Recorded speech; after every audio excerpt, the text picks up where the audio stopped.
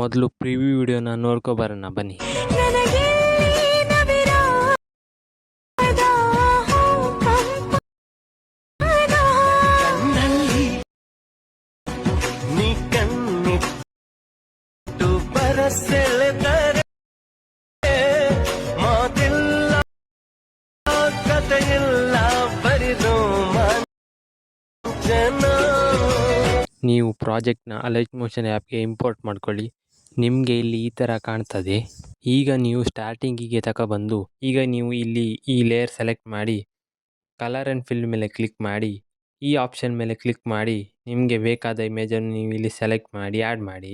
ಇದೇ ರೀತಿ ನೀವು ಎಲ್ಲ ಲೇಯರಿಗೂ ಇಮೇಜನ್ನು ಆ್ಯಡ್ ಮಾಡಿ. ಹೀಗೆ ಇಮೇಜನ್ನು ಆ್ಯಡ್ ಮಾಡಿ ಆದಮೇಲೆ ಈ ವಿಡಿಯೋವನ್ನು ನೀವು ಎಕ್ಸ್ಪೋರ್ಟ್ ಮಾಡಿಕೊಳ್ಳಿ.